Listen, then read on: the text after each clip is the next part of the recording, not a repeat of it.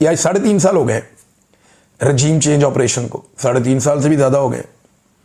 अगर मामला बार बार घूम के इमरान खान साहब की खानगी ज़िंदगी पे ही आता है तो जाओ भाई जाके अडयाला जेल में माफ़ी मांग लो इमरान खान से, और क्या करना है। यानी अगर घूम फिर के मामला बार बार इमरान खान साहब की खानगी ज़िंदगी, उनकी निजी ज़िंदगी, उनकी बीवी, इन मामला पे आना है तो भाई जाके इमरान खान से माफ़ी मांग लो।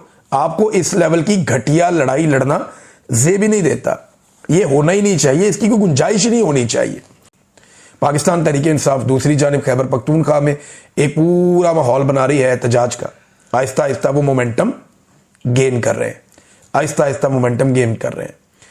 अब ये वो मोमेंटम जो पिछले साल था वो बहुत ऊपर चला गया था, लेकिन अब सुहेल अफरीदी कोशिश कर रहे हैं, कभी वो यूथ के पास जाते हैं, अभी वो मालाकंड साइड पे गए हैं, वहाँ जाके उन्होंने एक जलसा किया है, वहाँ उनके साथ सुहेल अफरीदी के साथ मौजूद थे जुनैद अकबर भी, बाकी लोग भी। तो ये आहिस्ता आहिस्ता नौजवानों को मुतहर्रिक कर रहे हैं मुख्तलिफ इलाकों में, मुख्तलिफ अजला में, और जलसों में लोगों की तादाद आहिस्ता आहिस्ता बढ़ रही है। हालांकि जब आखिरी जलसा अली अमीन गंडापुर के दौर में हुआ था तो पंजाब से भी बेशुमार लोग आए थे, इमरान खान साहब की कॉल थी, लेकिन लोगों की अली अमीन गंडापुर में वो दिलचस्पी नहीं थी। उस दिन मुझे आइडिया हो गया था कि इनका रहना बहुत मुश्किल है। तो अब नया वजीर आला है, आहिस्ता आहिस्ता मोमेंटम बन रहा है एक तरफ, दूसरी तरफ वकला भी मुतहर्रिक हो रहे हैं। उन्हें लगता है कि अदलिया में कोई बेहतरी की जो उम्मीद बाकी थी वो ख़त्म हो गई है, और अब वो अदलिया मौजूद नहीं है जो पूरी दुनिया में है। पाकिस्तान में अदलिया को कंप्रोमाइज़ कर दिया गया है और हुकूमत का एक ज़ेली इदारा बना दिया गया है। यहाँ पे जस्टिस मंसूर अली शाह साहब अपना पहला खिताब कराची में करेंगे वकला से, और वहाँ पे जो वकला तंजीमें उन्होंने फैसला किया कि उनका बेहतरीन इस्तकबाल किया जाएगा। नाज़रीन, ये एक करैक्टर है और इसकी कुछ ईमेल्स लीक हो गई। करैक्टर का नाम है जेफरी एप्स्टेन। इनकी कुछ ईमेल्स लीक हो गई हैं, अब दुनिया में नहीं है, और इसकी ईमेल जो है उनमें बड़े बड़े लोगों के साथ इसके ताल्लुकात हैं, पता चल रहा है। यानी सऊदी अरब और कतर के हुक्मरानों के साथ भी, ट्रंप के हवाले से भी उसमें चीज़ें हैं, बहुत सारे और लोगों के हवाले से चीज़ें हैं। कुछ 9 बड़े इंकशाफात अब तक जो बैनुल अक़वामी रिपोर्टें हैं उनके मुताबिक सामने आए। अब ये जो करैक्टर था इसके बारे में सब जानते हैं कि किस लेवल का एक करैक्टर था, और इसराइल का बड़ा प्रो था, बहुत इसराइल को बहुत पसंद करता था। तो इस करैक्टर की जानिब से इसकी ईमेल्स लीक होना और उनके अंदर इमरान खान का तस्करा होना, ये बड़ी अजीब चीज़ है। अच्छा, शुरू में ये हुआ कि जैसे ही ये ईमेल्स लीक हुई तो बहुत सारे लोगों ने इसको एक फ़ायदे के तौर पे लिया और उन्होंने रोला डाल दिया जनाब पाकिस्तान में कि जनाब देखें जी, इमरान खान साहब के बारे में ये एप्स्टेन फाइल्स आ गई हैं और उसमें इमरान खान का अब पता चलेगा। तो लोगों ने रोला डाल दिया जनाब कि ये तो यहूदी एजेंट है। पहले से ये कहते हैं इमरान खान को इसराइली एजेंट है, कोई यहूदी एजेंट कहता है, कोई कुछ कहता है, कोई कुछ कहता है। पाकिस्तान में जिसकी ज़बान पे जो आता है लोग कह भी देते हैं। तो इमरान खान के खिलाफ बहुत प्रोपेगेंडा किया गया इस मामले में, लेकिन जब ये सारी तफसीलात सामने आई और इसके ऊपर बैनुल अक़वामी कुछ सहाफ़ियों ने रिपोर्ट किया तो फिर सब की आंखें खुली की खुली रह गई। अब हुआ क्या, इन फाइल्स के अंदर इमरान खान को इंतहाई मजहबी और खुमैनी की तरह, या सदर शी जिनपिंग की तरह जो चाइना के सदर हैं, या उर्दवान की तरह जो तुर्की के सदर हैं, या जो रशिया के प्रेसिडेंट है प्यूटन, उनकी तरह, यानी वो कहा गया ये उनसे भी एक हाथ आगे है इमरान खान। ये आदमी इमरान खान के बारे में कह रहा है, और इनके ख्यालात जो है वो मगरिब की एलीट को नफरत की हद तक तकलीफ देते हैं। अब आप ये देखें कि इमरान खान से सहूनियत को क्या खतरा था, लीक ईमेल में बड़ा इंकशाफ। ये रज़ी ताहिर साहब लिख रहे हैं, जेफरी एप्स्टेन की लीक होने वाली 31 जुलाई 2018 की ईमेल्स के मुताबिक उन्होंने लिखा कि पाकिस्तान में Imran Khan, Erdogan, Khamenei, Xi Jinping और प्यूटन से भी ज्यादा अमन के लिए बड़ा खतरा है।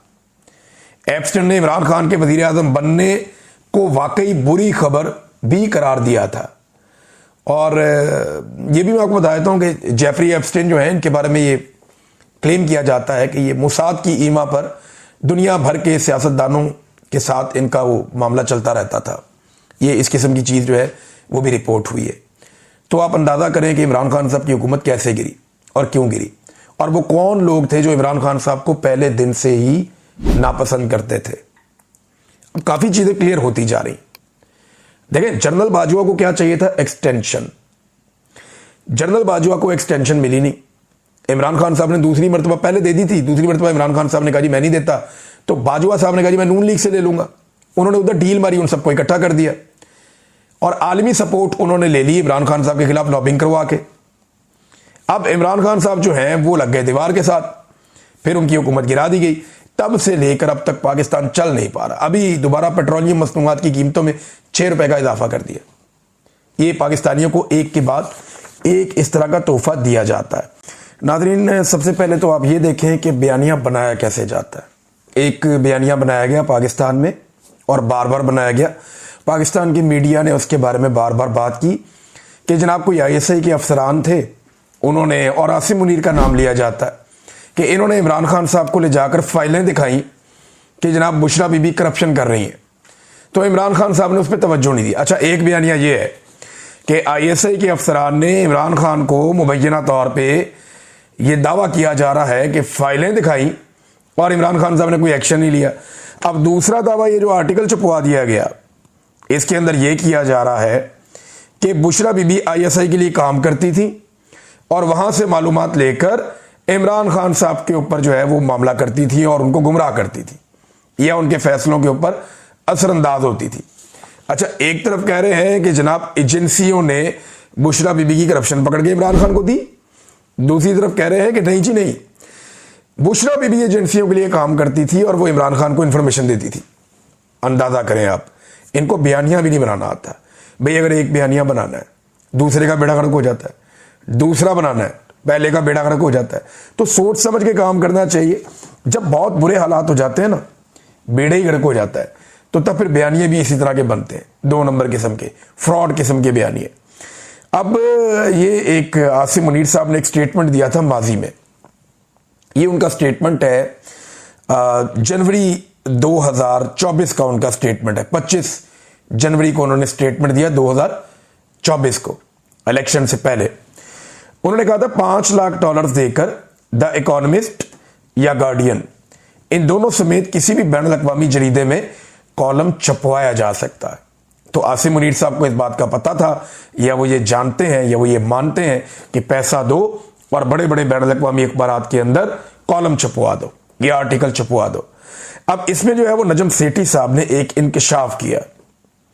नजम सेठी साहब कहते हैं कि ये जो इकोनॉमिस्ट के अंदर नहीं लिखा गया आर्टिकल, इकोनॉमिस्ट बहुत बड़ा एक जरीदा है, वो ये कहते हैं उसका एक डिजिटल प्लेटफॉर्म है, और वाकई है भी यही है कि 1843 ये जो डिजिटल प्लेटफॉर्म है 1843। अगले वीलॉग में आपको बताऊंगा। अब तक के लिए इतनी, अपना ख्याल रखिएगा, अपने चैनल का भी। अल्लाह हाफिज़।